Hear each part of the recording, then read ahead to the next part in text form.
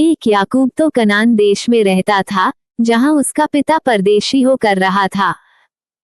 2 और याकूब के वंश का वृतांत यह है कि यूसुफ 17 वर्ष का होकर भाइयों के संग भेड़ बकरियों को चराता था, और वह लड़का अपने पिता की पत्नी बिल्हा और जिल्पा के पुत्रों के संग रहा करता था, और उनकी बुराइयों का समाचार अपने पिता के पास पहुंचाया करता था।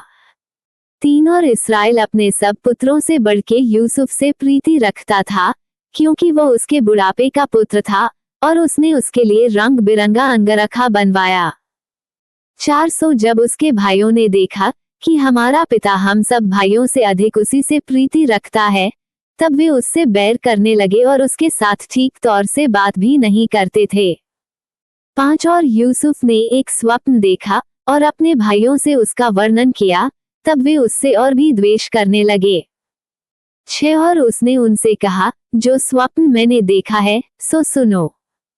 7 हम लोग खेत में पूले बांध रहे हैं, और क्या देखता हूँ कि मेरा पूला उठकर सीधा खड़ा हो गया, तब तुम्हारे पूलों ने मेरे पूले को चारों तरफ से घेर लिया और उसे दंडवत किया।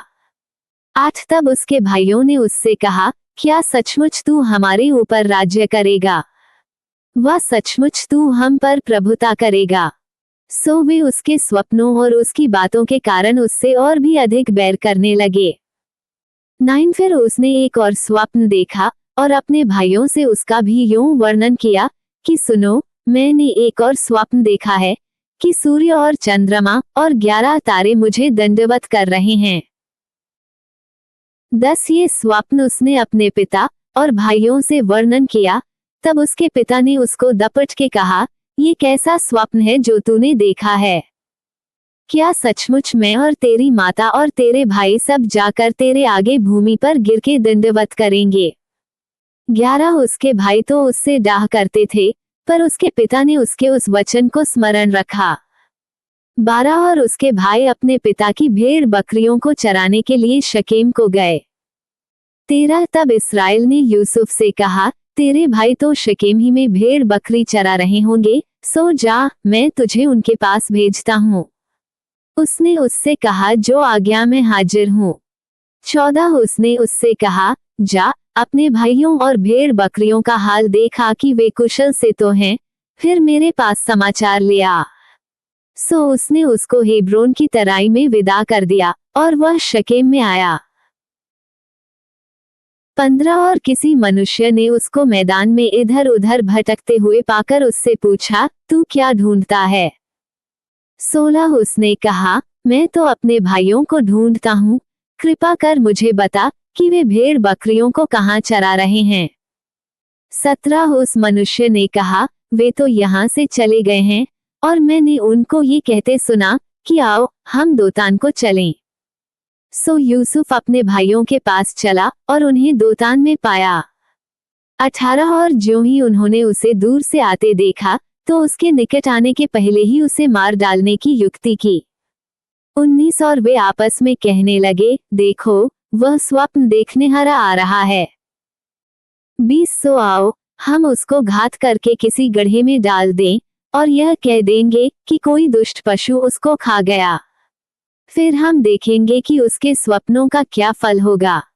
21 ये सुन के रूबेन ने उसको उनके हाथ से बचाने की मनसा से कहा, हम उसको प्राण से तो न मारें। 22 फिर रूबेन ने उनसे कहा, लोहू मत बहाओ, उसको जंगल के इस गड्ढे में डाल दो, और उस पर हाथ मत उठाओ। वो उसको उनके हाथ से छुड़ाकर पिता के पास फिर पहुंचाना चाहता था। 23 सो ऐसा हुआ कि जब यूसुफ अपने भाइयों के पास पहुंचा, तब उन्होंने उसका रंग बिरंगा अंगरखा, जिसे वह पहने हुए था, उतार लिया। 24 और यूसुफ को उठाकर गड्ढे में डाल दिया। वो गड्ढा तो सूखा था और उसमें कुछ जल न था। 25 तब वे रोटी खाने को बैठ गए, और आंखें उठाकर क्या देखा कि इश्माएलियों का एक दल ऊंटों पर सुगंध द्रव्य, बलसान और गंधरस लादे हुए गिलाद से मिस्र को चला जा रहा है। 26 तब यहूदा ने अपने भाइयों से कहा, अपने भाई को घात करने और उसका खून छिपाने से क्या लाभ होगा? 27 आओ, हम उसे इश्माएलियों के हाथ बेच डालें, और अपना हाथ उस पर न उठाएं, क्योंकि वह हमारा भाई और हमारी हड्डी और मांस है। सो उसके भाइयों ने उसकी बात मान ली। तब मिद्यानी व्यापारी उधर से होकर उनके पास पहुंचे।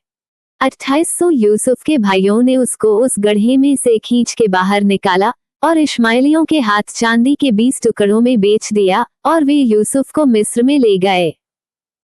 29 और रूबेन ने गड्ढे पर लौटकर क्या देखा कि यूसुफ गड्ढे में नहीं है, सो उसने अपने वस्त्र फाड़े।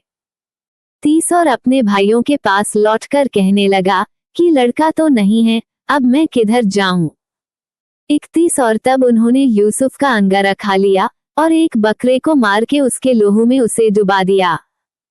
32 और उन्होंने उस रंग बिरंगे अंगरखे को अपने पिता के पास भेज कर कहला दिया कि यह हमको मिला है, सो देखकर पहचान ले कि यह तेरे पुत्र का अंगरखा है कि नहीं। 33 उसने उसको पहचान लिया और कहा, हाँ यह मेरे ही पुत्र का अंगरखा है, किसी दुष्ट पशु ने उसको खा लिया है। संदेह यूसुफ फाड़ डाला गया है। 34 तब याकूब ने अपने वस्त्र फाड़े और कमर में टाट लपेटा और अपने पुत्र के लिए बहुत दिनों तक विलाप करता रहा। 35 और उसके सब बेटे बेटियों ने उसको शांति देने का यत्न किया, पर उसको शांति न मिली और वो यही कहता रहा, मैं तो विलाप करता हुआ अपने पुत्र के पास अधोलोक में उतर जाऊंगा। इस प्रकार उसका पिता उसके लिए रोता ही रहा। 36 और मिद्यानियों ने यूसुफ को मिस्र में ले जाकर पोतीपर नाम फिरौन के एक हाकिम और जल्लादों के प्रधान के हाथ बेच डाला।